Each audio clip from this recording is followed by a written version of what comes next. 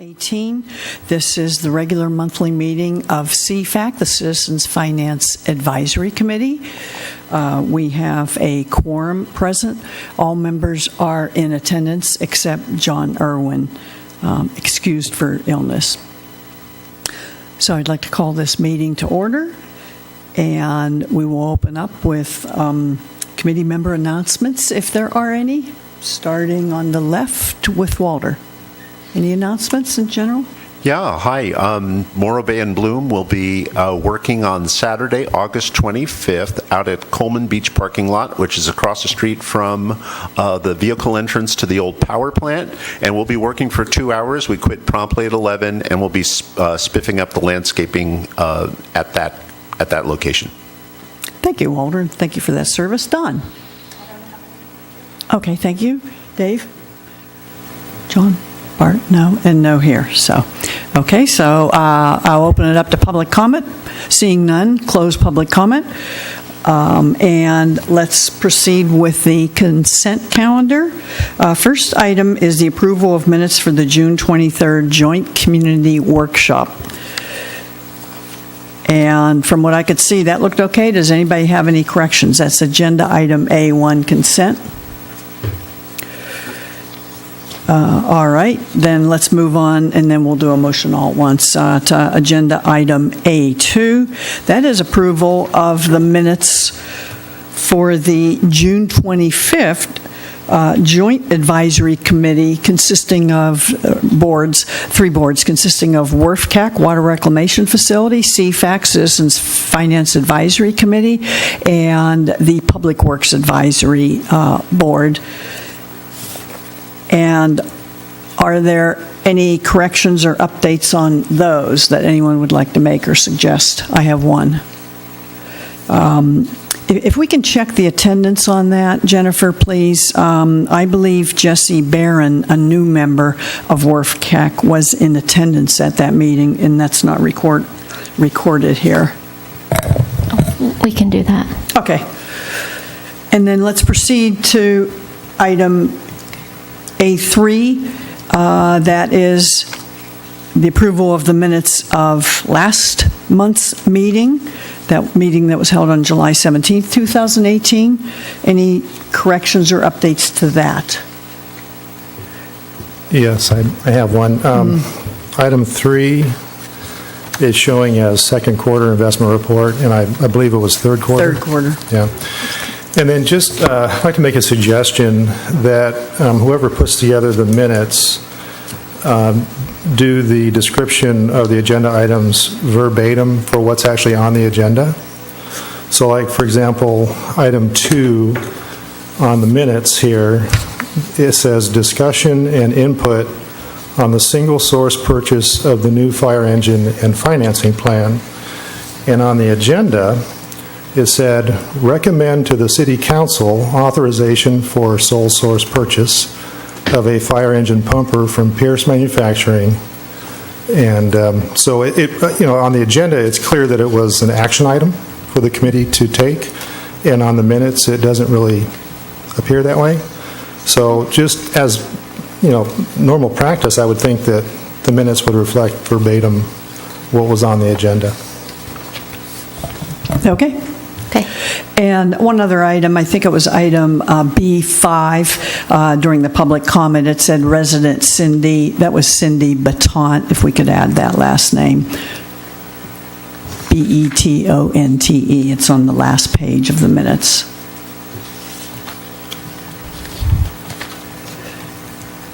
Okay, could I have a motion to approve A1, 2, and 3 on the consent calendar with the corrections as noted? I'll move to approve. Okay, second, please. I'll second. Thank you. So that's Dawn Addis moving to approve A1, A2, A3 as submitted with minor updates, and Walter Heath seconding. All in favor? Aye. Aye. Opposed? None. Motion carries 5-0. Thank you. All right, that brings us to item B2. Oh, I'm sorry, item B1. Oh, I'm sorry, 5060. Thank you, Bart. Yeah, the last motion carried 6-0. Noted. That takes us to item B1, the brief finance update presented by Ms. Callaway, our finance director. Go ahead, Jennifer. Thank you. Thank you. Just as follow-up from our last meeting on the purchase of the fire engine, we ended up going with a resolution rather than an agreement. Per our city attorney, he was okay with that. So I've provided you with a copy of the resolution that the council approved. We had a conversation at our last meeting about what the annual repayment from Measure Q would be, and I committed that would be $60,000 or less. So with the increase in price, some additional money from the donation fund, $25,000 was added for a total contribution of $300,000 from the donation fund, and then $25,000 or $20,000 from our vehicle replacement fund, and that's not going to be repaid. That's just the general fund contribution. So the Measure Q portion for the next 4 years is $56,000. So I just wanted to update the committee on that. And then, well, it's not perfect. We do have the purchase order system operating, so we're using it limitedly at this point and testing and working out some of the bugs. So attached and behind the resolution is the PO for the fire engine. The tax piece of it was double counted, so you'll notice the total cost in the line item, and then the total amount due is not, the total due amount is higher. However, the third page behind that, the budget performance report, shows how it's encumbered, and it did encumber the correct amount. So again, working out some bugs with the system, but it's operational, and we're using it limitedly until we get everything kind of fixed. It's nice that in our system we were able to upload the signed contract with Pierce that went with the purchase of the fire engine. We uploaded the council report and the resolution authorizing it, so from an audit perspective, everything's right there and easily accessible. So that part's working very well. So we'll continue to work those out and keep using it. We're going to phase it in department by department. It's a lot of components of getting people set up with some different details of authorization.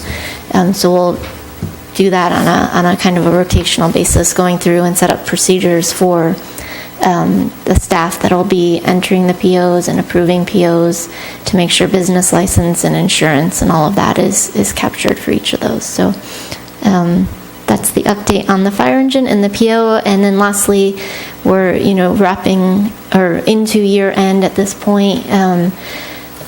One of our outstanding audit items was reconciliations of our independent systems, our HDL system and our harbor system that keeps track of the rents down there. Same with recreation. And Sandy's worked very hard, and we have reconciliations done for the whole year and a process to go forward each month moving forward. So we think we'll be able to check that finding off the list this year. That's our hope. I don't think we'll get credit for the PO system given that it didn't happen in the 17-18 year, but we'll be able to show that we've made progress towards that. And at the next council meeting on the 28th, we're bringing forward a plan for policies and procedures and updating those. So we'll be able to show progress on that as well. And then all of the staff have developed working manuals for their desks. So if they're absent or have a long-term vacancy, somebody could come in and open that manual and be able to function on a day-to-day basis. So that piece I think we'll get credit for as well. That's all. Okay, thank you. So basically, we are making good progress on the PO implementation, and if I heard you correctly, you will be able to input documents, sign contractual documents, et cetera, so it will all be in one system. When you're looking up a PO, you don't have to go to another database to find the governing contract. So that's correct. So that part's good. And then also I wanted to mention on the fire engine, we did receive some public comment, but it was really addressed to council that already met, and that was on the allocation of the Measure Q funds and the fact that that is increasing it for the fire department, obviously decreases it for other departments. So I think we would agendize that the next time we discuss the Measure Q expenditures, if that's okay, and for the next fiscal year, so that, and then also in that public comment, he made reference to naming rights to the truck, so, since it was coming out of the Bertha Schultz Fund, so that's something for your staff to consider. But So just to clarify, you want that agendized when we do budget for next year or during our next, no, when we discuss budget for Measure Q, I think next year. for 1920? Yeah, right, Okay. because we've already pretty much, yeah. Okay. Any other comments on Jennifer's report from anybody? Questions? Good. Go ahead, Bert. To me, I've been on this committee for 2 or 3 years, and we received excuses for 2.5 years as far as why the system couldn't be put in place. And again, it's kind of phenomenal what you and your staff have been able to accomplish here. Like I said, not excuses, you're just doing it, and it sounds like it's very close to, in fact, being in place. You just have to work out the bugs and implement it. So I, once again, congratulate Thank you. all of you. I hope you get to sleep sometimes. I don't think I'm being that much of a slave driver, but that's really what you're seeing is the benefit of that new position, because Sandy's position wasn't there a few years ago, so that's an extra set of hands and an extra, 2,000 hours each year that helps spread some of that. So, the council and the committee making those recommendations has been very helpful. And you're right, and especially with an experienced person, everybody's been very patient, but as they get up to speed, these things will get done. It's a matter of prioritization, so thank you for that. Good comment, Bart. All right, so that takes us to item B2, presentation and discussion of OPENGOV transparency portal. So, fire away. Okay, thank you. So you have another kind of grouping of 3 different documents. Val and I spent some time since our last meeting talking with the OPENGOV representatives and some of their suggestions for civic engagement and deployment of the model. They have a tutorial video that they've prepared kind of using a cloud city. It's about 6 minutes, so we thought it might be helpful to show the committee that. And I know it's difficult to see up there, so again, if you want to come down here and view it, you're welcome to do that. It's pretty brief, but it does walk through the different types of reports and kind of the maneuvering, so it might be helpful to see the committee's interest in that, because we can put this on our launch page if we'd like, or some version of this. So Val is going to be the driver for us, and she's going to kick that off.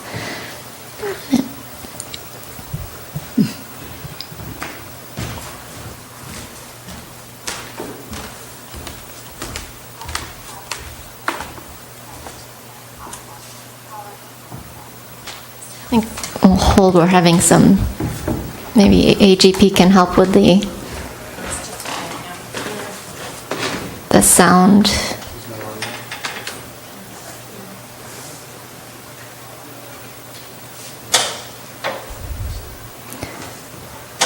While they're working on that, hopefully everybody had a chance to get logged into the portal and did get some good comments back, but we can go through those at the end and kind of go through the documents and what OPENGOV is suggesting for deployment. We've also given access to the kind of management and second level management line employees, so they can go through the document, and the council members as well. So when we do our presentation on Tuesday to the council, they'll have had a chance to work through the system and ask questions or provide feedback. Yeah, I want to make a quick comment. Last meeting, I think it was Walter that brought up about the SaaS, software as a service. That is the model when we looked at that contractual document. And I know I had sent, as well as others, several comments to 2 of the council members on the terms that were in that.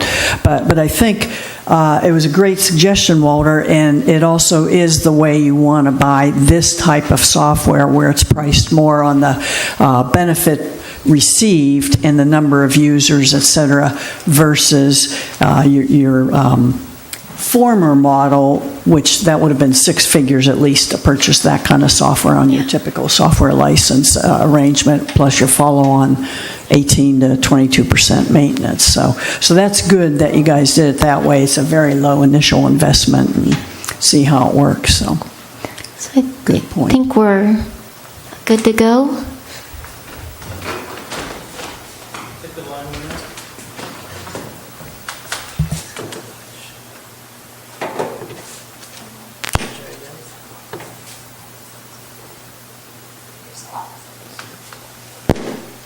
This will take you to the transparency site.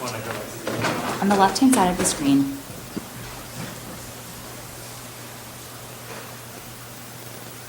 welcome to Cloud City USA's financial reporting platform powered by OPENGOV. This video will be an overview of the features of an OPENGOV transparency site.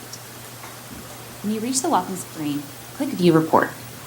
This will take you to the transparency site. On the left-hand side of the screen, you will see a list of different reports that are available for your review. Below the report list is the filter panel. This filter panel will be used to switch around the data that you're seeing in the graph as well as in the table. Below the graph is a table of data.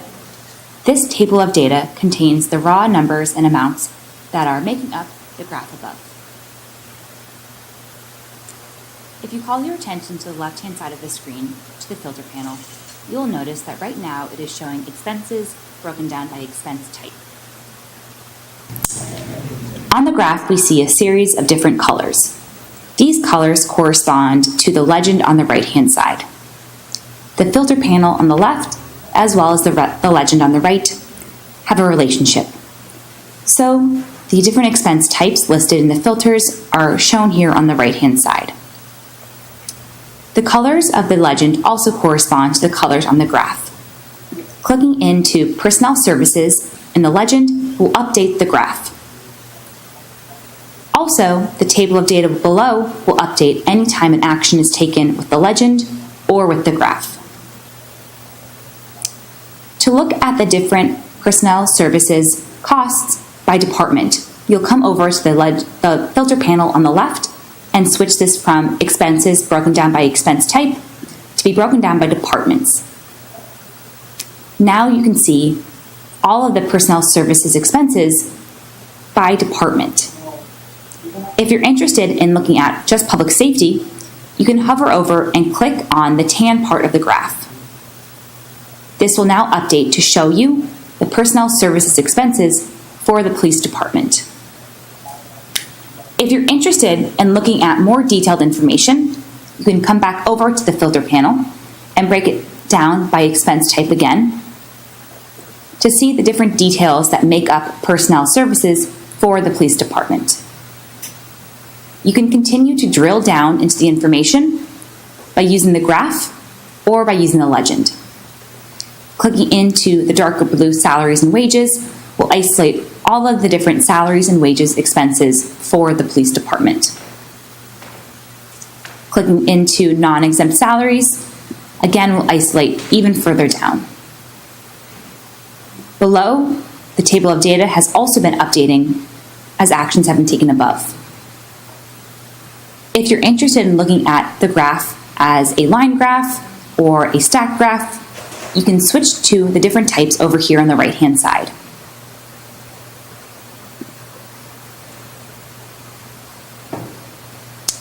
Clicking the back button will take you back to the previous state of the report.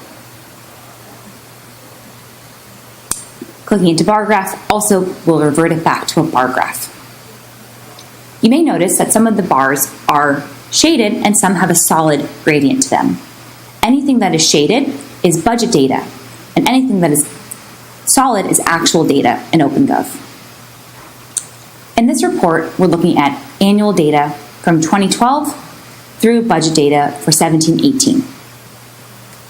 If you're interested in looking at monthly data, then you'll come over to the left-hand side and click into the monthly budget to actual report. Now you're looking at monthly data as opposed to data in an annual aggregation. Across the x-axis, you can see the different months of the year. This city begins their fiscal year in October, so October is the first month. On the far right-hand side, you can see the budget for the entire fiscal year. Again, it has that shade to it. Below in the table of data, now you will see the amounts listed out by month. This data is all cumulative data, which means that every month builds on top of the month's previous. Sometimes this is called a budget to actual report. Just like in the annual report, you can use the filter panel, you can use the legend or the graph itself to drill into the information further. Clicking into capital outlay on the legend will isolate just the capital outlay information. Now we're looking at all the different capital outlay expenses for the city in a cumulative buildup against the budget. If you're interested in seeing in which months capital outlay expenses are actually incurred as opposed to the cumulative buildup, you can switch the data from being cumulative to incremental. To switch the data, come over to the presentation button in the bottom left-hand corner. From here, you can switch this monthly report options and switch the amounts from cumulative to be incremental. Clicking into the white space will bring you back to the report, and now you can see in which months the expenses for capital outlay are the highest. It looks like in December, improvements other than buildings have high expenses, and in July, there also are high expenses for the same expense, improvements other than buildings. If you have any questions about the data that you're seeing on the report, you can use the Help button in the top right-hand corner and then click Contact Cloud City. From here, you can type in your question or feedback to be submitted to the city directly. You can use the Share button to download the data that you're seeing. You can download the image, or you can download the data in the table as a spreadsheet. You also can share this link on social media or through an email.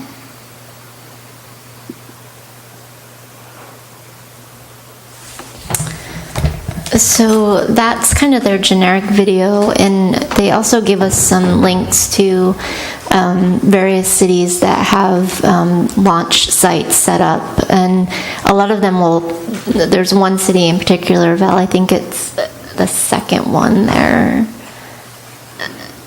that has a video right on their homepage, and they do a similar report, but it's custom for their city, so we could work on something like that too. The generic one might be a good intermediary step to put on our launch pad initially until we can get that video done.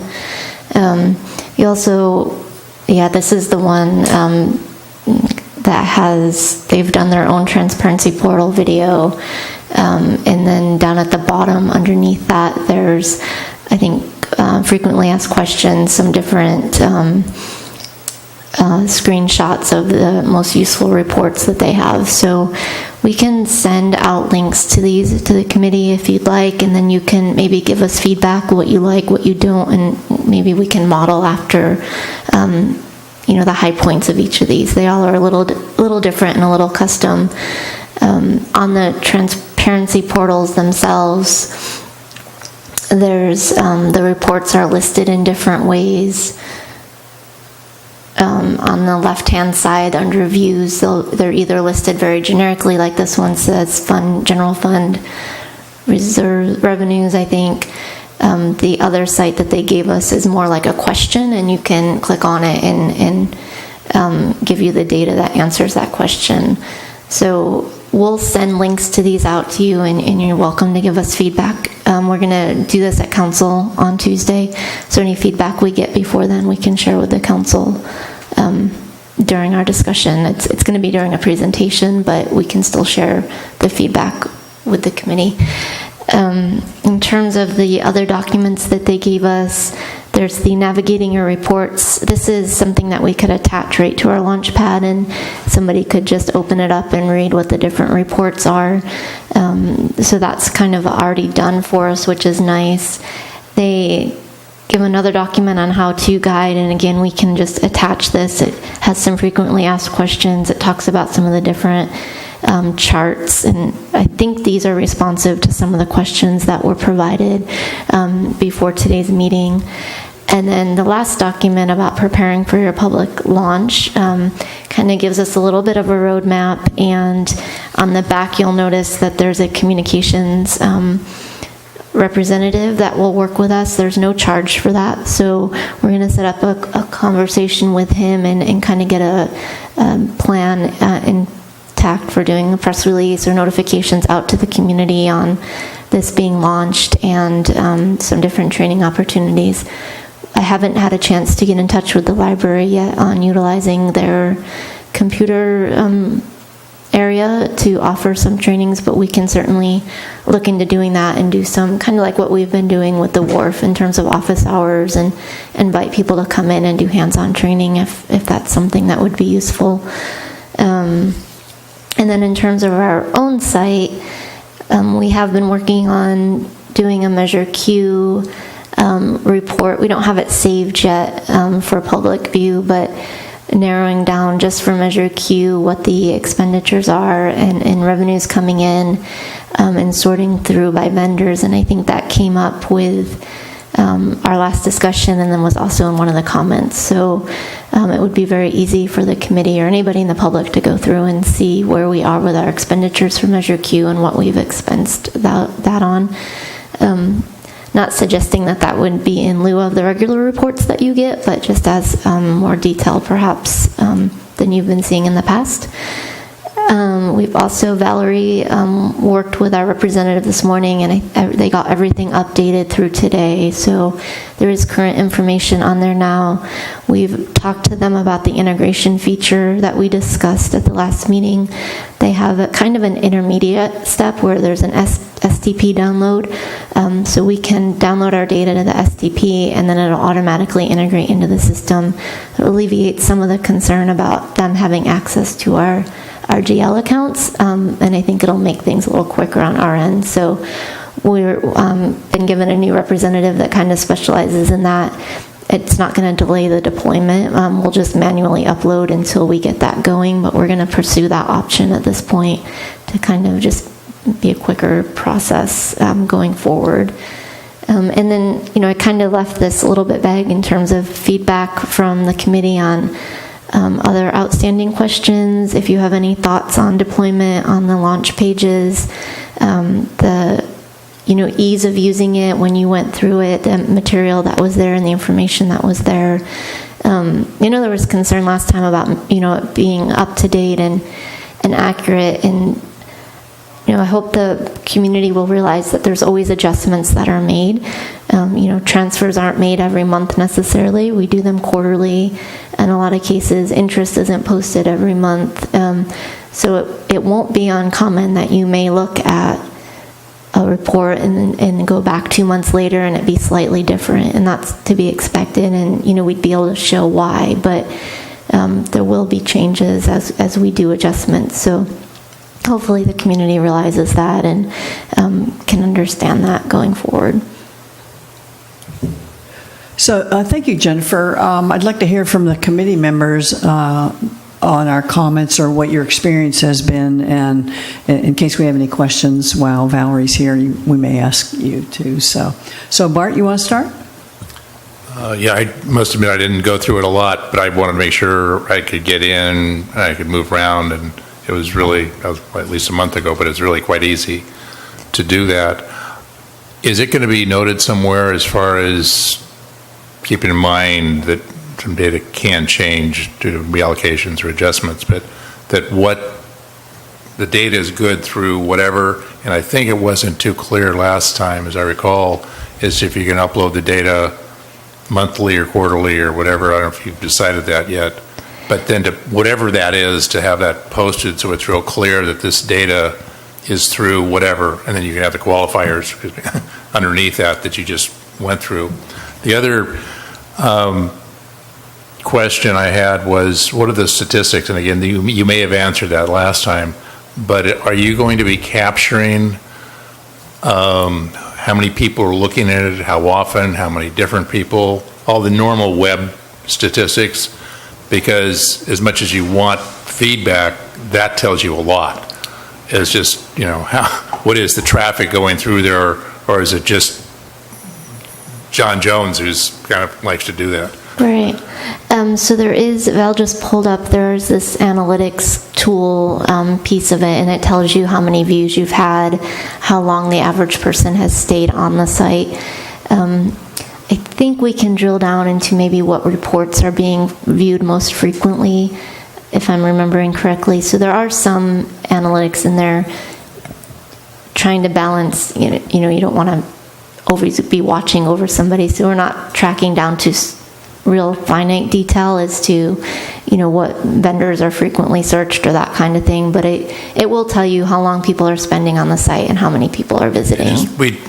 The website at Morro Coast Audubon, we have a woman who's amazing at looking at all this stuff. It's interesting, it tells you a lot as far as who's going in and looking at it. Then you can adjust your time and your efforts based on where it seems that people have the most interest. I don't believe it provides as much detail as like Google Analytics, which will give you a lot of information on a site. Okay, I'm not going into, real deep, but just fundamentally, every month, 50 people, 10, 150 looked at it, and they stayed for however long and how many different people. Correct. Real basic is all. And then there's some comparison to other cities too. Is that about the average as other cities are experiencing? So we will have that data to share. In terms of uploads, the way the STP system will work is it will be able to automatically select upload daily. So if we download our data to STP every month, it'll automatically update it monthly or whatever cycle we choose. So at this point, until we get that feature going, we're probably going to be doing monthly internally. Then we can work towards more of a daily or every couple weeks process, as long as it's not a huge effort on our end. I'm happy to do it daily if that's helpful. We'll have to work through that STP process and see what the work level is in that. So we'll kind of get back to you on that. I do believe the reports say when they were most recently updated, Val, in the transparency portal piece themselves. Do they give a date in them? There was a date in the menu I noticed when I was looking up because some things had changed. The dates right there. This is not the view that's available to the public, though. This is kind of the behind-the-scene one. So in the actual transparency portal, I think I recall seeing a date. And if not in the frequently asked questions, we could update that with a date and try to work on getting a date stamp on those so that the public would know when the last upload was. But it does say up in the corner there, it says the date. So it would be, you would know what date you were looking at. I think that was all your question. You may want to consider on that, like just doing it routinely, consistently, monthly or something. Otherwise, if you start doing it too often, somebody looks it up week 2, and then week 3 there's a different number, and it might be more confusing. Right. But typically we see monthly. Go ahead, John. So OpenGov itself has these frequently asked questions and primers? Yes. Okay, and then are you going to develop your own frequently asked questions for the city? I think pre-launch? We could do pre-launch ones. I'm thinking when we send you the links to some of the other launch sites, those frequently asked questions are how much do we spend on public safety? And you click on that and it takes you to just the police, and we could do police and fire together or separately. Those make a lot of sense and are pretty, intuitive to come up with. As people submit questions via that feature that they showed in the video, we could take the ones that are frequently kind of repeated and develop reports that would answer those and put those in the list as well. Okay. Yeah, I think as much as you can answer people's questions ahead of time, that would relieve the burden on you of answering questions over the phone or by email or whatever. Right. But if you do get an avalanche of questions, how is that going to be handled? We're going to answer them, and I mean, are they going to go to you? they'll likely come to me at this point. I think especially given the time of the year we're in with year end. Val and I will probably work on a lot of them together, but I have to be careful about how much I'm asking of my staff and be a little respectful of that. But until we get through year end more, and that's 100% of their focus for the most part right now, I'll probably take the first round through. OpenGov is very supportive, so the representatives there have been great. They probably would be able to help with some of them if we couldn't figure them out quickly. Okay, is there a time of year where you may be able to handle this increased workload, like maybe after the auditors are here? What I anticipate and suspect is that when this is deployed, fairly soon, we'll get an initial load of questions, and then as people become more familiar with maneuvering through it, utilizing it, we have more frequently asked questions and reports automatically set up to respond to those. I think it will dwindle down. If anything, our questions are going to be different and maybe requests to see some of the invoices that now they can search through a vendor and maybe the detail isn't as much as they would like and they might want to see the invoice. It might be more of a public records request rather than something that we respond to via email or with a phone call. Okay, and I apologize if I missed this while you were presenting, but what will be the initial data set that will be presented? Will it be just last fiscal year, or are you going to go right out there with the current fiscal year up to date? It's up to date through today is what we'll launch. We won't be uploading again before. We'll be doing a soft launch next week, and we won't upload data again before that. So it'll be the last 4 years, and through right what you've seen now. I'm not sure 18-19 was there when you looked, but we have uploaded budget numbers at this point. So okay, thank you. Dave? Just a general comment. I would definitely benefit from getting some sort of training or having a online type of training available. I did go into it several times, poked around, had my wife look at it, was able to find some things, but as far as using the filters and whatnot, definitely would benefit from a training session or either having that or some kind of online tutorial. did you find the video helpful or something? The one we just watched? Yeah, I mean, I know you. No, because I can't see it, and it was hard to hear, and I'd have to go through it again. So is that available through the OpenGov website? It's not connected to ours, but I can send the link to that when I send the other pages, and I'll do that tonight before I go home. So you'll have access to it. Does OpenGov have their own website that has information like that on it?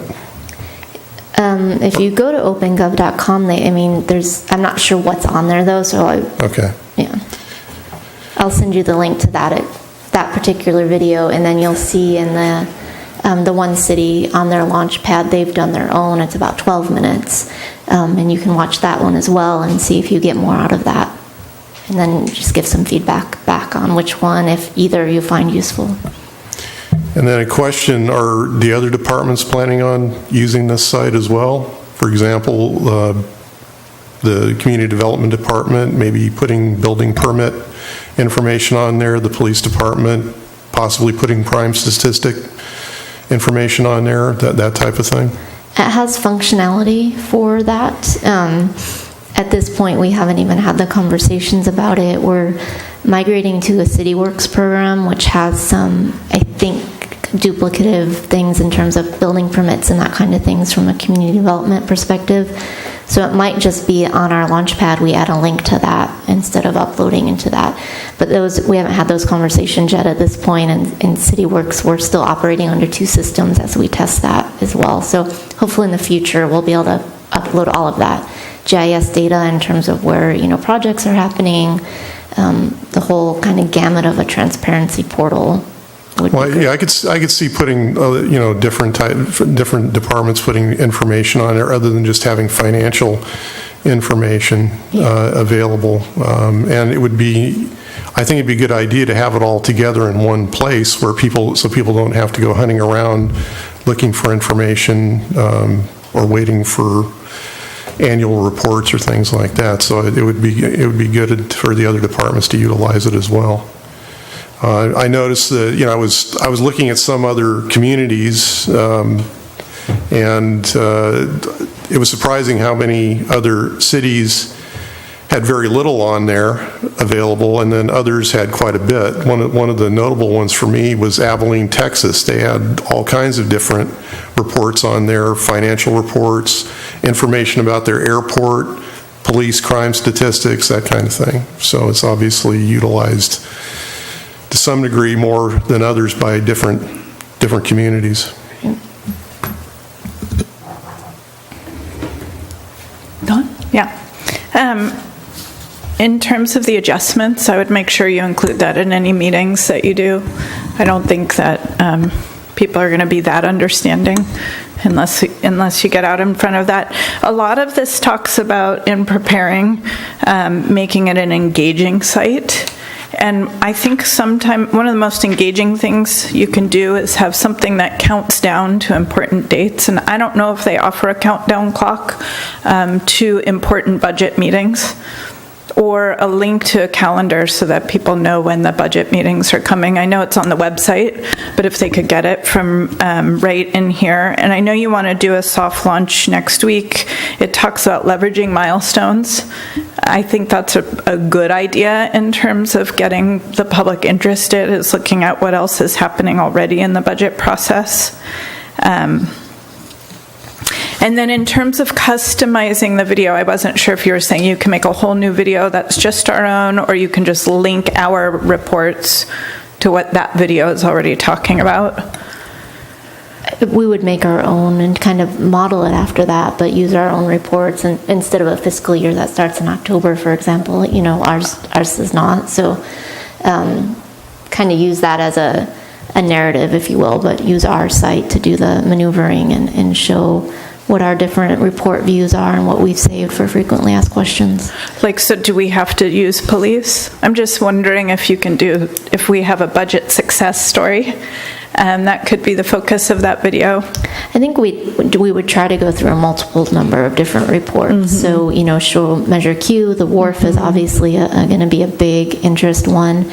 It makes sense to include that in there, and how you can find those reports and the information that the public's been asking for on that. Yeah, I don't know if police would be the best one to use for us. And then to really highlight this idea that people can share the budget reports, because that may increase calls to you, but it may also decrease calls if people can, you know, instead of, I don't know how many calls you get in terms of people trying to find things, or how many the city gets, but if people can share them amongst themselves.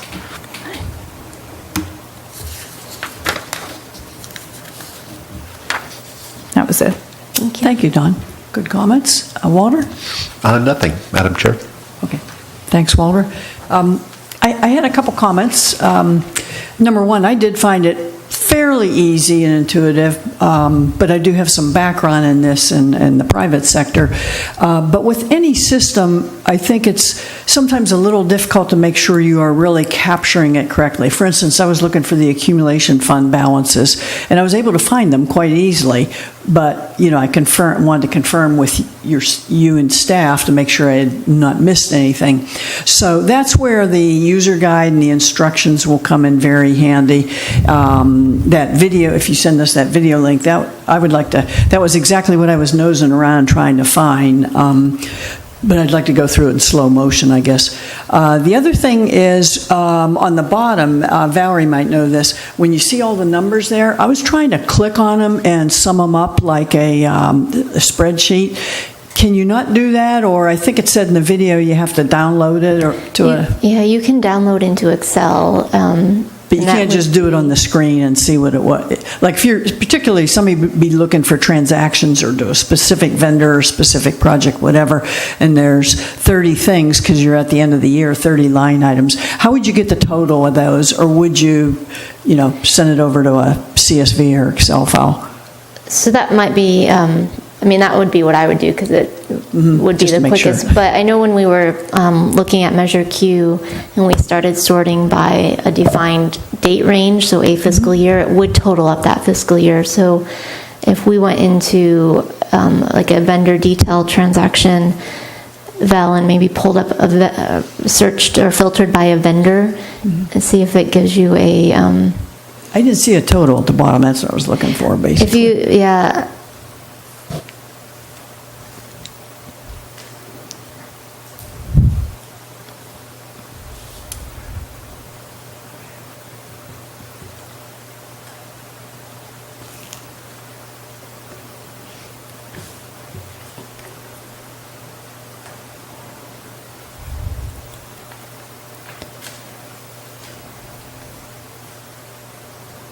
It doesn't look like it has an automatic, is it under filters? Oh, that is the total when you hover over it. So if you just filter out by a vendor and then you hover Okay. over the box, it will give you the total. Okay, see, I was down there at the numbers trying, it's like a spreadsheet. No, that's good to know. That's why we're going to need some kind of training in that. My real concern is that initially, I think you want to roll it out, like this user guide and everything is a very good idea. I would probably limit the number of reports you put out initially. You don't want to overburden yourself and overburden the public, and see what the response is. Not concern, but I think it would be more used by your staff. It would, make your jobs a little more, make your jobs easier in getting information you need to your jobs, versus the number of citizens I believe is limited that would really use this the way it should be used. I think you'd see people on these boards using it. I think you'd see some very interested citizens, but to get the maximum benefit out of this, you're going to have to invest some time in doing these links and learning it. And I'm just not sure there's that many citizens. We tried to do that with the budget-friendly reports that we put on, which we'll get to in the next section. And even measuring, as Bart said, the web metrics, it was a little hard to see how many citizens were really, initially, there was some interest. And then after that, okay, so there's the information. Now we know labor is 76 or 74% of the general fund. Most of it's police and fire. And then we didn't hear anymore for a while. So, but to me, that's an ancillary benefit of this whole software. I'm hoping that there'll be some return on the investment to you and your staff. Yeah, I think one of the things that's come up with the PO system is that we likely will have to buy some new logins for some of our staff, because we had fairly limited number, and when we started to think about who would be entering POs, they didn't necessarily have a login. Alternatively, that won't do a PO for them. Every staff will be able to access this. There's no logins, there's no limit in the number of users. So I do think that there will be some use coming from the staff level once people get accustomed to being able to go there and search for the answer. Right. Okay, and then have maybe, like you talked about, a budget workshop more for the public. So, Correct. So very good. Any other comments? I just had one last one, which is, and I can't remember if it's in here, a quick guide of how to find things. So I know there's the search window. So police might be easy because you might be able to just type in police. But if there's other monies that people know about in layman's terms, and then that turns out it's like in the enterprise fund, but people don't know what the enterprise fund is, or they don't, you see what I'm saying? Like something that links sort of just layman's knowledge around the budget to where specifically do I look? And I think they mentioned somewhere in here Budget 101, but I don't know if there's something more specific to Morro Bay. Yeah, I think in general we need to come up with a document, and I think the water and sewer enterprise funds are a really good example of that, because we have multiple different funds. There's the water revenue fund, water accumulation fund, water capital projects fund, and how they all interact with each other. For example, the wharf project is funded from water and sewer, but those transfers aren't done till year end, and we know how much we expended on the wharf that year. So, right now the accumulation funds, if you just look at cash, are a little bit overstated because we haven't transferred to fund, the expenditures in the wharf project. So I think some kind of general, and it can get so complicated to explain, but we do need to have some kind of like a key or just, something that links just sort of general. And build, it would serve to build the public's understanding. I think a lot of times people look at these things and don't come back to them because they really don't understand what they're looking at. I think we brought that up before, but if there's some way to build that into the presentations and then have just a one-pager available to people. I have, basically, Dave is the one that kind of triggered my thought on this, and then Barbara, you sort of added to that, and that's, who is this for and what's the audience? When you first roll it out, my project management eyes started going wild, going, wow, project manager could do this, and they'll drill down and see who's charging the project. And then you basically corrected me and said, no, you've got internal systems that do that, and there's this, you don't want to, you get to where if you see the name of a person and how much money, you can figure out how much they made. But my understanding was this wasn't an overall project management system to be rolled out and used by city staff, which is, I think, where Dave was going, at least what I heard, and you didn't correct that. So is this supposed to be for the general public, or is it something that would help the police chief manage his budget, or the harbor manager manage his or her budget?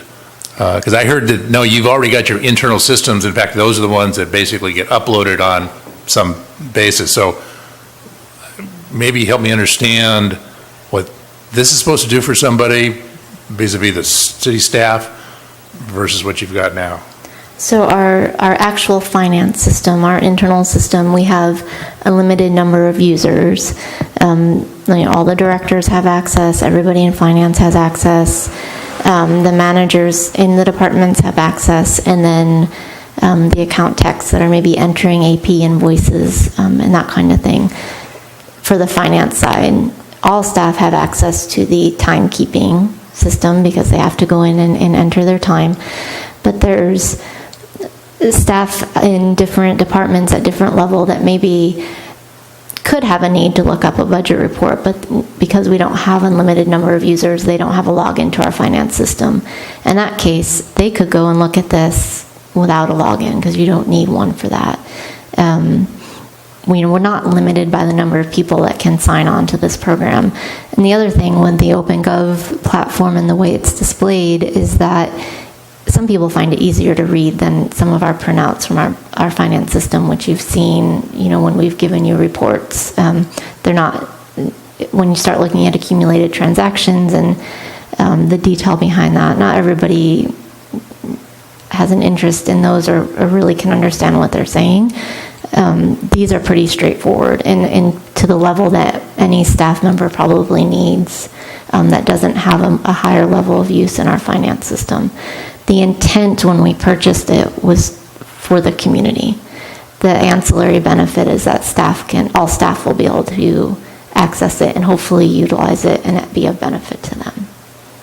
So that implies that you're basically either are or are going to roll this out to staff to show them, and they'll give you feedback. They'll have a lot more comments, like what Dave is bringing up, his example. Is that where you see this going then? We've given access at this point to all the directors, all the managers, and some of the, like the analysts that would use our finance system regularly. We wanted them to be able to go through and look at the data we've uploaded and have another check on the accuracy of that. But once it's deployed on our site, you don't need a login, so all staff will have access to it. We'll do an announcement internally to the staff that it's available, accessible, and probably just do an invitation to staff if they'd like to come for training on that. We want it to be as utilized as possible, so community staff, anybody. But again, the original intention was it was a community-based portal first, and then the staff piece was kind of an extra benefit to that.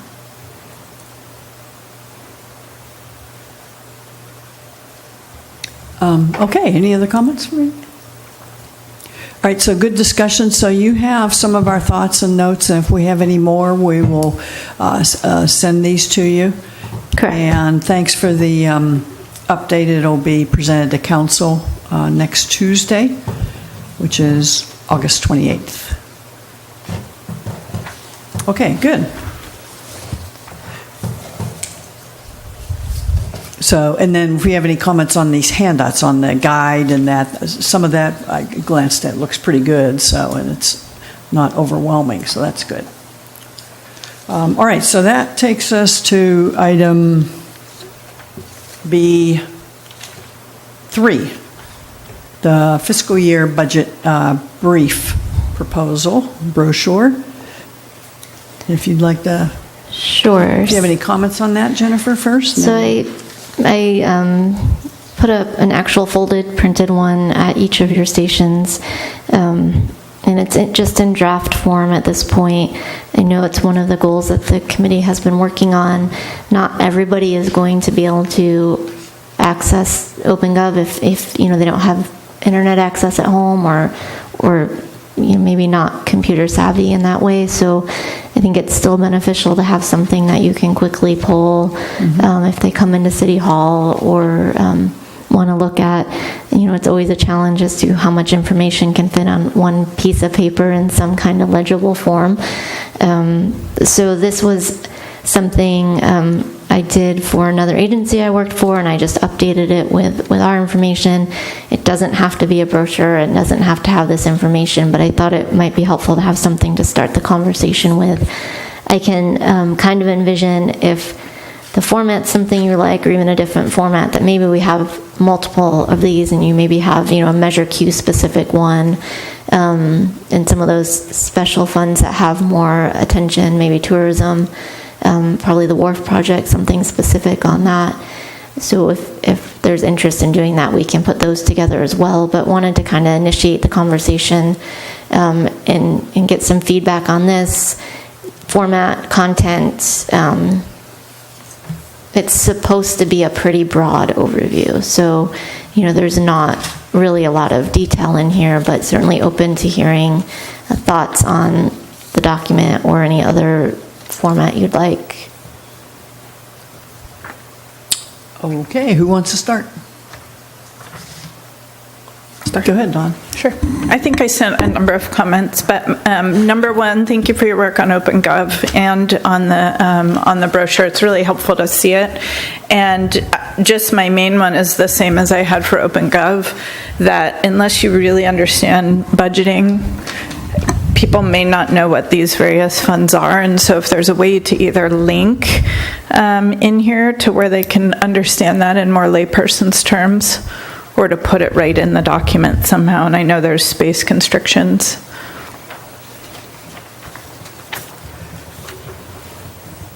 Okay, so and we'll send you some of this. I agree with Dawn. Thank you for doing all that. I think it's always a start, and it's easier to critique it once you have something in front of you. So if I look at the cover, that's fine. I see we have the marketing logo or the branding on there. I'm not so sure about that, but whatever. It just kind of looks like it's just sitting in the middle and put Life on Coast, but I would expect to see that in a different font or whatever the branding is. The square miles, 3,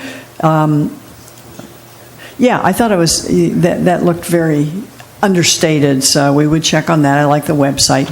But that's good. If you look at the cover, you can see everything in the print and all that. And then when you open it up and look at everything, Jennifer, I think for a brochure like this, quite honestly, we're going to have to scale this down so the print's a little bigger. That the chart I like the best, probably because it's the one we did in the middle on our budget committee, is right in the middle of the color pie chart.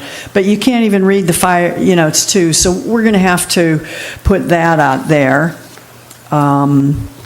Let's see. Then on the capital, let's see. Well, let me start on somewhere else first. I have quite a few comments. The hotel tax, I'd call that the bed tax in this city. That's what we use here.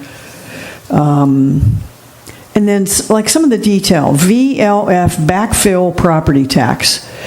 I believe that's the triple flip. I would call that, if that's just the vehicle license, call it whatever it is. I don't think any of our citizens are going to know. If we're doing this kind of stuff, let's get it real high level. And where on the right side of that page where we have the full-time equivalents, I was a little confused because it's authorized funded positions 99.5, but the elected officials, they're not really, and it looks like that was added up, but I would think the full-time equivalents would be your, the 99.5. And then sometimes you see some cities listed as part-time equivalents and then total, And I don't know if that includes then all the other instructors and everything that you have, which would probably bring it up to another 100. That might be too much, part-time and all that. And then on the expenditures where we have the general fund, in the middle chart, we have it as 14.3 million. Then on the right chart, excluding the transfers, we have 13.7. I think I just bury those transfers in there so somebody doesn't see those numbers don't jive. And I just don't know if we need all the bar charts, the bar charts there. When we were working on this, our subcommittee, Dave and myself, and I think Marlis, when she was here, we looked at several other cities. So I copied a few others that I liked, like City of Irvine and some of them. And just to give you an idea, I'm just going to leave that with you so you don't have to do all that research. But there's some other ones out there. And kind of like Dawn says, some of them will have a little sentence or two under it. So this is an excellent start. We just need to, I guess, get this up to a higher level so it's a little more. And then the people that want this more detail, OpenGov, there we are. So that's kind of what I thought there. What else? The other thing is, and I know a lot of other cities do this, I'm not sure I want to take a whole column, a sixth of the valuable real estate to list all the council members and the management. And my thought is that's ever changing. So it kind of dates it, but I don't want to, be disrespectful of anybody, but I don't know, maybe you could put it down in the corner and printers if you decide we have room for that. On the significant FY 18-19 projects, we should include the water and sewer infrastructure. We don't have that listed there. I think that's a big one. I'd print out the WRF the first time there, write it out. Just some minor things, really, but that water and sewer infrastructure is pretty big, and that's getting a lot of... Yeah, just to clarify on that one, the projects for water and sewer have come out of the One Water Plan, which was not adopted or approved when we approved the budget. Oh, okay. So that's why they're not listed there, because we haven't come back yet and done budget adjustments for any... Oh, to do that, okay. I keep forgetting, and I get confused between the different lines, but I think it's the Main Street line that needs some work. I think that's the one. Yeah, exactly. But those haven't officially been approved for budget yet, so that's why they're not listed on here. Okay. Jen, you might put council goals with the list of council members to get a little more real estate. Yeah, and the reason why I want to give you these three samples is when I look at them, the charts are big, and now some of them have a little more writing than I'd like to see. I think if you put too much writing on there, people aren't going to read it. So if you put a little writing and balance with some big eyeball charts, just for the brochure, that would be. And obviously, we're going to have to cut something out, because I think there's too much here, personal opinion, but... Go ahead, Walter. Oh, just a couple of things. Thank you. Yeah. Just a couple of things. It's an excellent start, and I really appreciate it. First of all, I would say that in lieu of the list of council members, if there was a section there with, definitions of terms like enterprise fund and that sort of thing, that would be helpful. I think I agree with Barbara that if you left out the bar charts to allow more room for the pie chart, that would be great. Things like, VLF, backfill property tax, that would be one of those definition of terms types of things where you could explain what that is. I don't know what it is, but at the very least, I think after VLF, there should be an asterisk, and then below total, VLF equals vehicle license fee or something like that, would be helpful there. And one question, and I'm done. How is this just going to be, in a slot in the lobby at City Hall, or is there an opportunity to perhaps distribute this in a water bill or something? I hadn't thought about that, but we could certainly put it as an insert if that's the recommendation. Generally, yeah, just in one of the little, there's a wall of kind of pamphlets that we could have it there. I was going to look into, there's I don't know what it's referred to, but there's a PDF that's kind of a active PDF version that you could post it online, and it would actually open up and look like a legitimate thing that we would be able to post it on our website. That's very cool. And I did have one more thing. It would be nice as this develops over time that there would be cross-referencing to OpenGov and maybe a little boxed kind of an ad thing in terms of, directing people to OpenGov, but over time, especially on if you have an active PDF version, I mean, if you had, like for example, police, and if you wanted to be able people to drill down, you could have a thread of, where you click, so to speak, to gain more information about police. But as I say, I mean, that's over time, and if there's time to do it and staff time to do it, but it's really an excellent start. Thank you.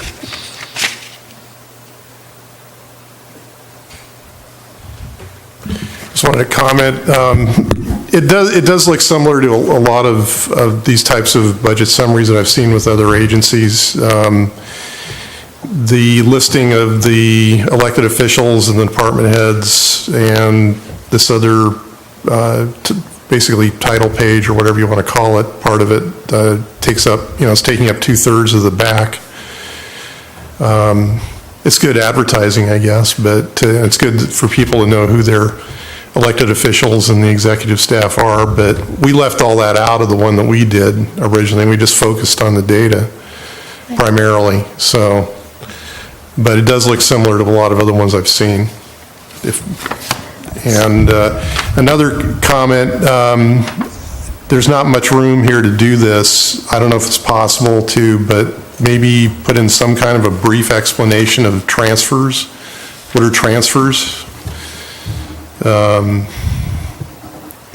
Might be not possible to do it on something of this size, but maybe an asterisk with a real short explanation, maybe. I think from what I'm hearing, maybe taking out the put life on coast version, changing the front a little bit, we could list the council members on the front underneath there and utilize the whole back page with a definition of terms. So That would be good, because you can take that logo and that little round Morro Bay, make that smaller. I respectfully disagree.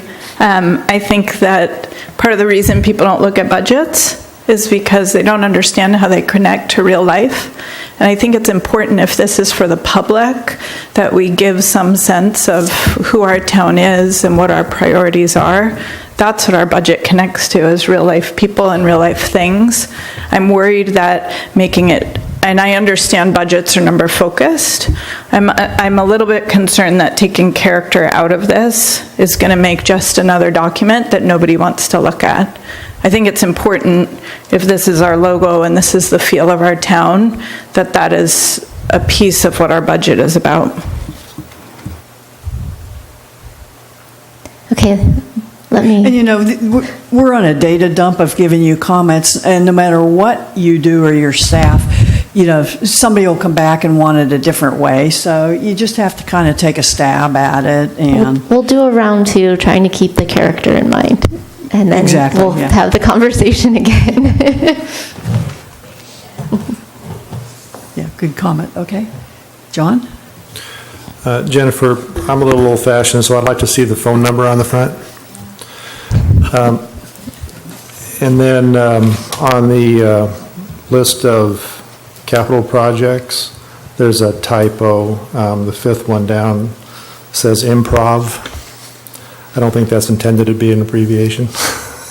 Maybe it is, I don't know. That's probably one that doesn't get caught by spell check. As far as the listing of the council members and such, of course, halfway through the fiscal year, new council members are seated, so what is your plan for this after the election? Do you do a revised one that is used after the first of the year, or what? That's what we typically did when we did this in Los Gatos, was just print, because we printed these internally, so we didn't print up a ton, we just have them there and as a... Just switch them out? Right. Okay, thank you.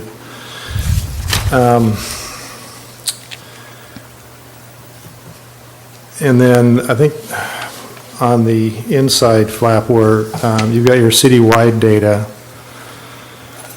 I know you've organized everything by dollar size, which is really good on the general fund side. So you've got your general fund revenues by the most significant and then going down to the least significant. And then same with the expenditures by department. And I think that's really good. But then on the citywide data, it gets a little confusing because you've taken the same approach, and so you have a different sequence of funds on your revenues compared to your expenditures. And my recommendation would be that you just start with the general fund and then just keep the same listing for the revenues and the expenditures and the cash balance reserves. So all three of those tables have those funds in the same order. I think it'd give people, be able to follow through that better. Okay. And then the question I have for you was probably the most significant thing is you've chosen in the revenues to include transfers, but for the expenditures, you've excluded transfers. And I wonder why you've done that. I think, this gets back to the question or comments that Mr. Beckman makes frequently about transfers and being confusing. You're right, they should either both include them or both exclude them. And in order to give a full picture of how much money we're spending out, we probably should include them so we don't understate that. Okay, either way, one way or the other, either exclude them under both or include them under both, but I think the way it's presented here, it's a little misleading. Okay. That's all. Can we mark this up and give to you? Yeah, absolutely. Okay. Yes, you're right. That, basically, John and I chatted before, and it gets confusing on exactly what is the total revenue that we're getting. And it gets obfuscated by these transfers. In other words, are we truly taking in Right. 55 million? And are we truly spending 44 million? Or what is that number? And just in general, the concept of it looks like we're spending 56 million, or getting 56 million, spending 44 million, but yet we're having a net decrease in available cash of 5 or 6 or whatever it is. So again, I think John and I were looking at it kind of the same way, looking at that level, and that wasn't making sense. So Yeah, we're really missing the part in here about using cash on hand, right? Because that's the difference, is the transfers in are generally cash we have available in the accumulation fund, for example, for the wharf project. That's not getting picked up in the expenditure side, but is in the revenue side. So, that's something we committed to working on for our next budget, is trying to clarify that. So for this year, for this budget, we'll just make sure we're consistent with either including or not including. So using cash is not considered a revenue because it's already there. It's not a revenue for the year, that's your point? Well, in this budget, for example, use of existing cash in the accumulation fund is counted as a transfer into the wharf project, so it's considered. So it's in the revenue. Right. But when we exclude it out of expenditures, you're not capturing it as coming out of the accumulation fund. Okay. Well, I guess that, however you want to deal with it, anyway, but somehow the high-level concept is there of, this is really the revenue we're getting, these are the expenses we're getting, and this is if you will, the reduction or increase of cash on hand, so it, at least the totals make sense. And then I agree with all the other sort of details, if you will, as far as organization and explaining what they are and all that stuff. So I have no problem with those comments. In general, I thought it's fantastic. I mean, I gave it, I'm sorry, my wife, who is not a numbers person, said, okay, does this basically make sense to you? I think she got value out of it. Now, the other issue is, as I said before on the OpenGov, who is the target audience? Who is this for? Is this for the Finance Committee to have a document? Is it for the city to have a document sort of to be available to explain to people? Or, who blesses it? Does the city council say this is it? Is this a finance?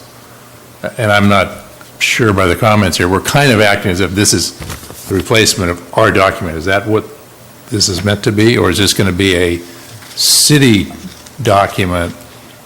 Because you'd look at it a little differently, like having these people on here and that sort of thing. So I would view this as primarily an external document for the public as they come into City Hall, or if people want to pick up to take out and distribute, at various groups or whatever that they attend.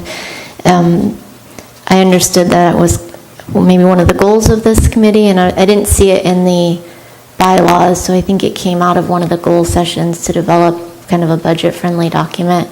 And I'm not sure if the direction was to go to council with something as a recommendation that after you've developed. So I think that would be the next level once we get something. So this is the budget-friendly document iteration, proposal, the comments.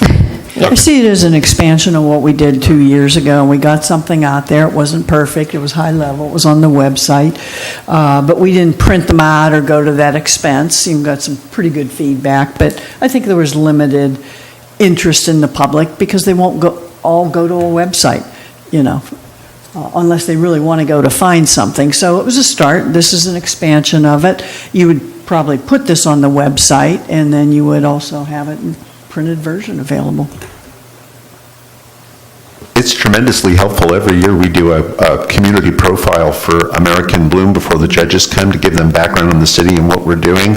And having this at the ready is tremendous, and then having it on the web so that I can provide a link as an answer to one of the questions that the judges ask, it's going to be tremendously helpful. Or for grants or whatever. Yeah. That's why a lot of cities are doing it. The target audience, I think, is the citizens, but the public. Okay, so any other comments on that? All right, I'll close. Very good. Thank you, Jennifer. It was very helpful.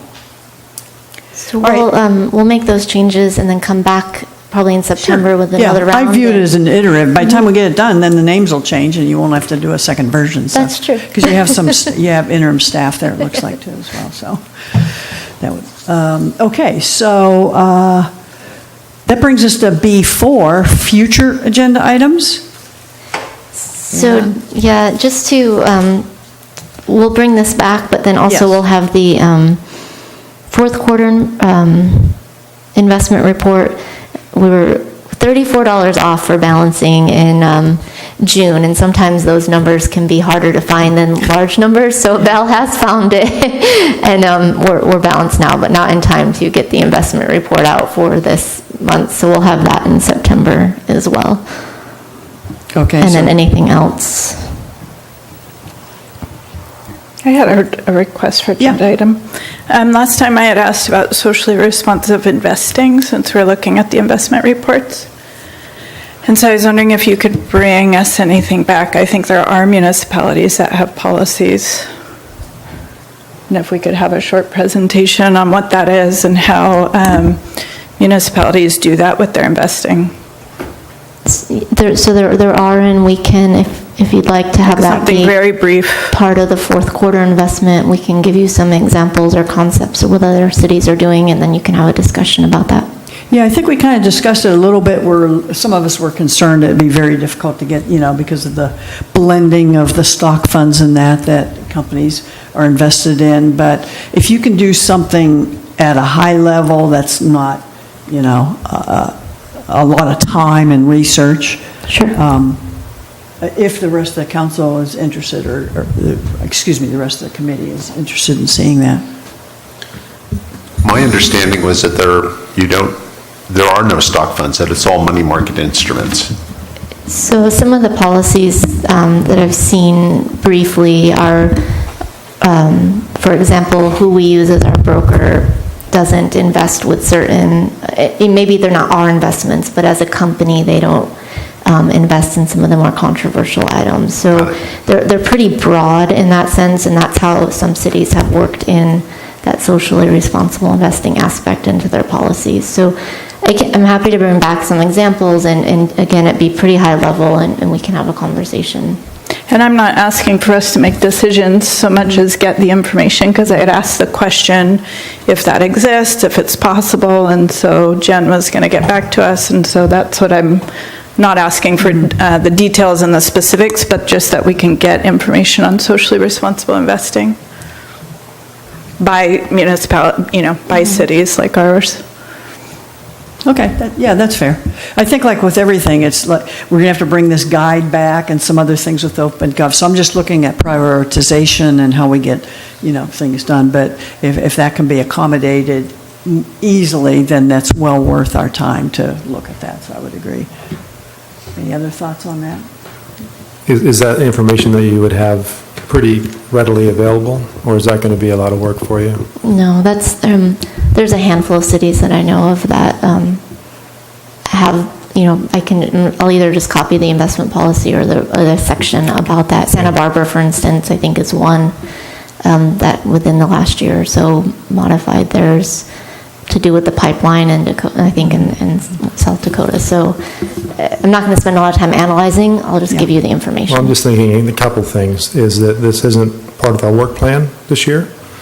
And the other thing is it's really more of a policy question rather than a numbers issue. So I'm not really sure that this committee is the appropriate place to consider a policy question like that. Well, my request isn't to consider delving into the policy, but I'd asked, is this possible? And Jen said she could do some research and get back to us. Well, I'm just wondering what is the end game, though? I mean, would you be getting the information, would you then be requesting this committee to be making a recommendation to the council? Well, I wouldn't know until we saw the information. It would be hard to say. I mean, you can't. What's the point of doing it if we're not going to make a recommendation to the council?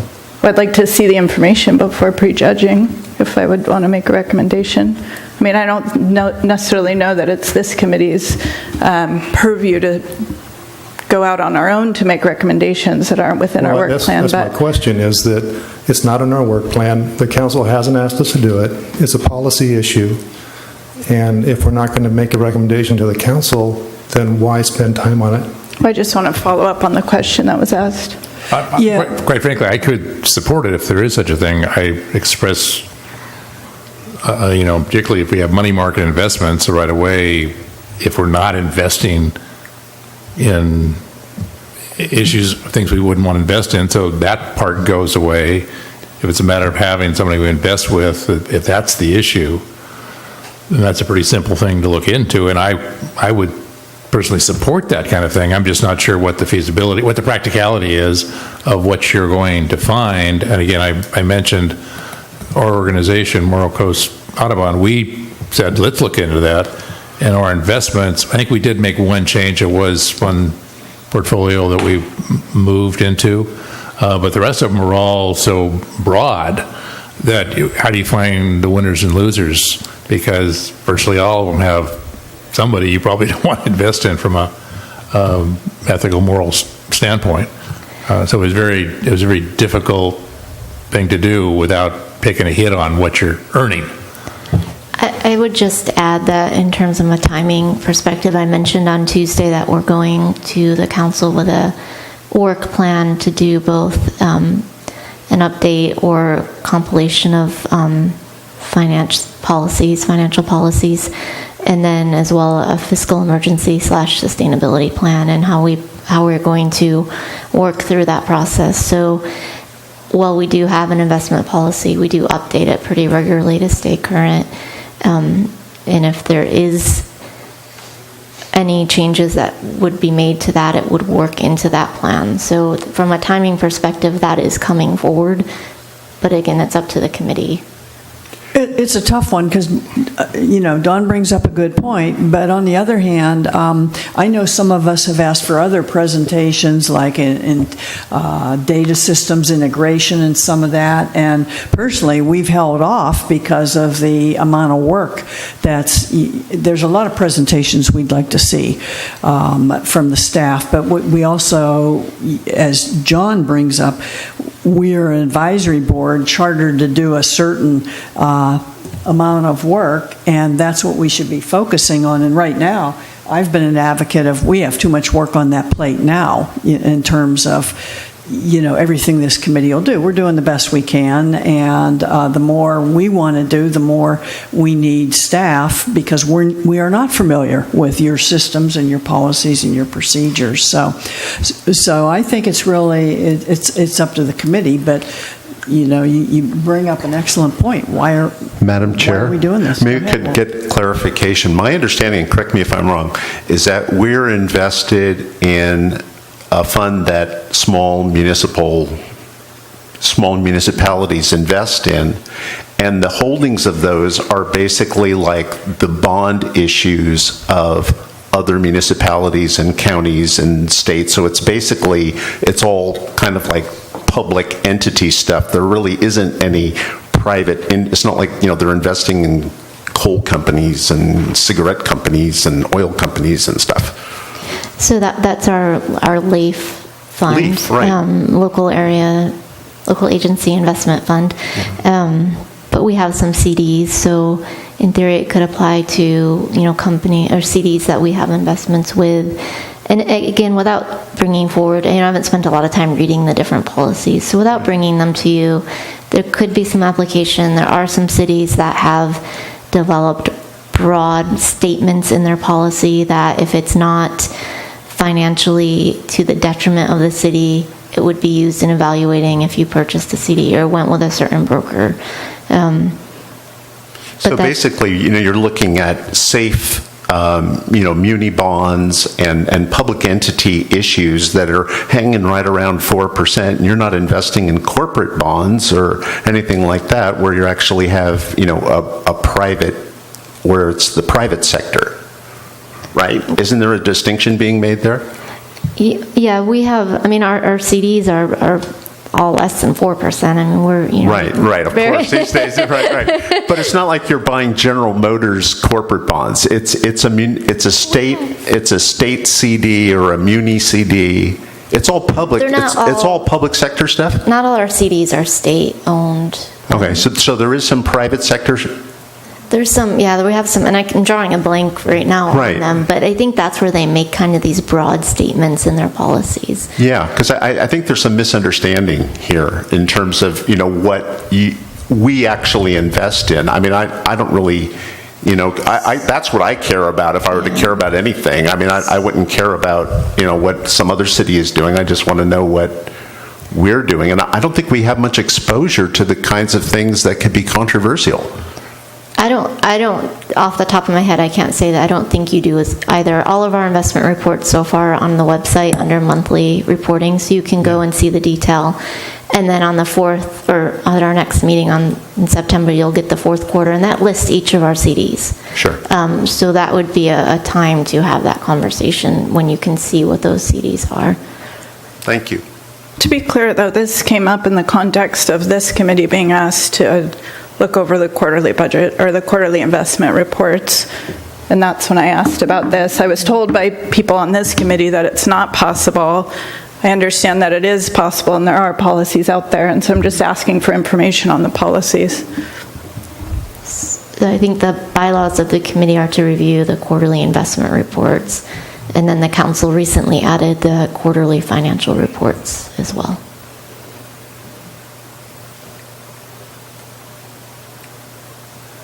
So the next agenda item is the 4th quarter investment report, and you said that will have the detail that you can drill down and see if there's anything that the question is if I should attach anything on social responsible investing or not.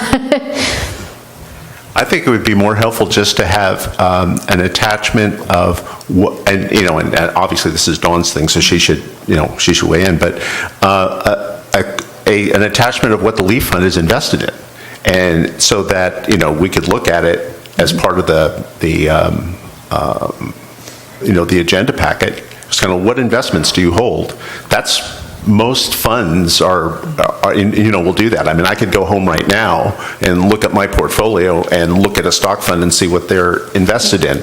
And so then you could look over that list, and if there's something that looks objectionable, we could weigh in, I suppose, but. And just to clarify, LAIF, I can give you a list, and I think you can pull that off their website, even if you go there, but we have no control over that. We just give them our money. What we have control is who we buy CDs from, and what meets the criteria for what's in our investment policy, which is separate from LAIF. Well, and your CDs you get from a bank, right? It's like you go to rob a bank and whatever their CD, or some bank, or what's your CD rate, or an insurance company, what's your CD rate? And that's a money market instrument. It's just money. It's not really invested in, how could you even tell? It's split up, 1,000 ways. We have brokers. We have 2 that we work with, and it would really, we give them the investment policy and kind of work with them to make sure we stay in that. So if there was any kind of statement in there, it's incumbent on the broker that we're working with as well as ourselves to make sure that whoever we're buying kind of complies with those.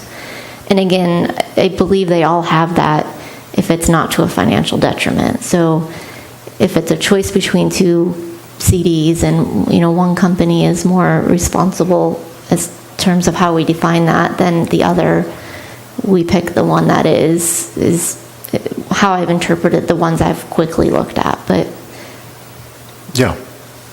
Thank you.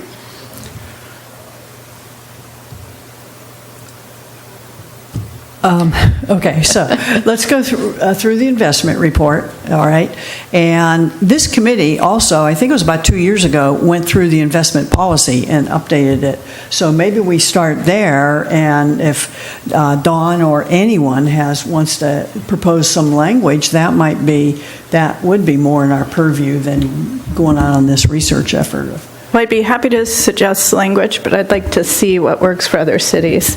And again, this is coming back to the comment being made that, no, it's not possible, but I think it is possible. But I do think the whole committee should be aware of what kind of language municipalities are using if they even move forward. If this was, I'd be happy to do it at the time when the policy is updated, whatever the timing is on that. I think I heard Jennifer say it wasn't going to be much time on her end, that she could pull some things that she had at her fingertips. Or any one of us could research that as well. I'd be happy to research and bring it back to the committee. If you'd prefer me to research it, I'd be happy to bring information. If you want to agendize me to bring that back. The rest of you have any strong preference? Again, I just question where does it lead to? I mean, if Dawn's going to do the research and share it with the committee, but there's no request from council for us to make a recommendation to the council, then it dies with this committee. So why even do it? Now, if the council asked us to do it, I would say by all means we should do it. But this kind of a policy question should originate with the council and be assigned to the committee. We should not be doing these things on our own, and I just feel strongly about that. okay, so maybe I can offer a temporary solution here. Perhaps we need to have just defer the conversation until we meet again in September. I suspect there is a chance that in bringing forward the plan for the financial policies, that there might be some discussion at councils if that should come to CFAC as a whole package. It wouldn't specifically be just the investment policy, but as a package, there might be interest in the council asking this committee to review policies at some level. I don't know that. We're not making a recommendation either way. We're really just laying out what our time frame is in our plan. But we'll know after Tuesday what council does direct staff to do, and then we might be having a conversation about our overall policies in September anyways. So maybe we should just hold off at this point and see what's directed on Tuesday. I would agree with that, and I agree with John's point. We shouldn't be just going off on our own, researching things that they may or may not be interested. We need to focus on the work plan, and who knows? Maybe some of this could be controversial, and maybe that's why we haven't been asked to look at it. Maybe council looked at it before, or some of them are thought about it and just decide, we don't want to open up that can of worms. It could be that as well. So thank you for that suggestion. I think that's all we need for now. And also, I would make the comment, too, we have too much on our plate now that we can't always successfully maneuver. If council wants to add something, that's fine. My suggestion would be what comes off the plate. We want to do a good job. We can do 30 things 80% halfway, or we can do a smaller number of items and do a good job. And some of these aren't finished. This budget and brief and the citizen-friendly documents, that's been going on for 2 years. And now we've expanded that. We have the OPENGOV. And we've also talked about the PO system implementation. So we have a lot of high priorities. We have the WRF and the financing that we may be asked to look at that in more detail. Never know. I've asked council of that or suggested that. So there's a lot on our plate, and there could be a lot more coming. I think we have to prioritize where our time is best spent. Not that any of these aren't good ideas and good projects, but we got 6-7 people here to do it. So, and you have a very limited staff, and you're making excellent progress. So I'll close it with those comments. I will leave you some budget samples from some other cities. Jen, any final comments? Anybody? Okay, so then we will adjourn to our next meeting, third Tuesday, September, is it 18th? I believe.